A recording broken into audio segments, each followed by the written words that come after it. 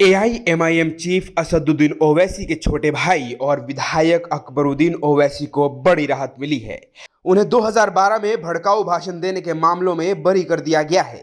हैदराबाद की special court ने बुधवार 13 अप्रैल को यह फैसला सुनाया। तो आपको बताते हैं कि अकबरुद्दीन ओवैसी से जुड़े हुए मामले क्या थे।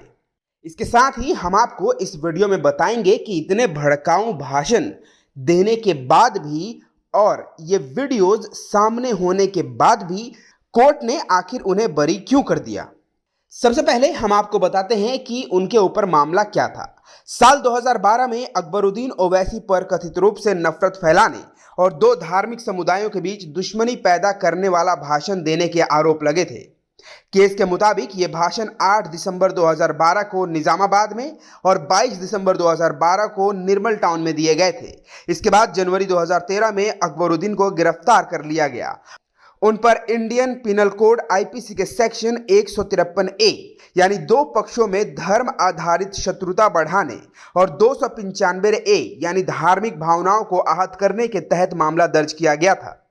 अकबरुद्दीन करीब 40 दिन तक जेल में भी रहे थे। अब आपको बताते हैं कि अकबरुद्दीन ने भाषण में क्या कहा था।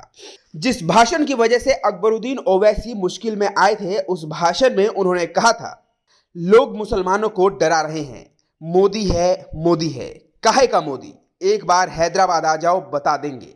तस्लीमा नसरीन आई हैं, कहाँ आई हैं किसी को नहीं मालूम। हिंदुस्तान, हम 25 करोड़ हैं, तुम 100 करोड़ है ना, तुम तो हमसे इतने ज्यादा हो। 15 मिनट पुलिस हटा लो, बता देंगे किसमें कितना दम है। वहीं दूसरे कथित बयान में ओवैसी ने आरएसएस का नाम लिया था और कहा था, कोई भी आरएसएस वाला हमारा बाल भी बांका नहीं कर सकता। याद रखो, दुनिया उसी को डराती है जो डरता है, दुनिया उसी से डरती है जो डराना जानता है। क्या है अकबरुद्दीन ओवैसी से नफरत क्यों है? भाषण के बाद मामले ने तगड़ा तूल पकड़ लिया। क्रिमिनल इन्वेस्टिगेशन डिपार्टमेंट सीआईडी ने निजामाबाद मामले की जांच की। कुल 41 गवाहों से बात की गई। साल 2016 में चार्जशीट दाखिल कर दी गई। उसी साल निर्मल टाउन में दिए गए कथित भाषण के मामले में डिस्ट्रिक्ट कोर्ट में चार्जशीट दाखिल की गई थी। इसमें कुल 33 गवाहों से पूछताछ की गई, जिनमें पुलिस वाले भी शामिल थे। तेलंगाना काडर के आईपीएस ऑफिसर अंबर किशोर झा उस वक्त निर्मल जिले के डिप्टी एसपी थे।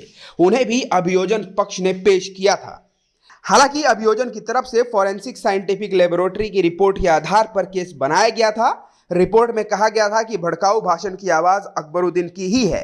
हालांकि गवाहों ने इसका दावा नहीं किया, जो कि ओवैसी के पक्ष में गया। आज कोर्ट ने अपना फैसला सुनाते हुए अकबरुद्दीन को आरोपों से बरी कर दिया। ओवैसी के पक्ष में फैसला आने के बाद चार मीनार, मक्का मस्जिद सहित हैदराबाद के कई संवेदनशील इलाकों में सुरक्षा व्यवस्था बढ़ा दी गई है।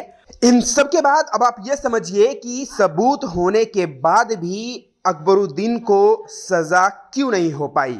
दरअसल कोर्ट की माने तो जो भी सबूत पुलिस वालों की तरफ से पेश किए गए थे, वो सबूत पर्याप्त नहीं थे, यानी उन सबूतों से कोर्ट सेटिस्फाइड नहीं था। इस वजह से अकबरुद्दीन को कोर्ट ने बरी किया।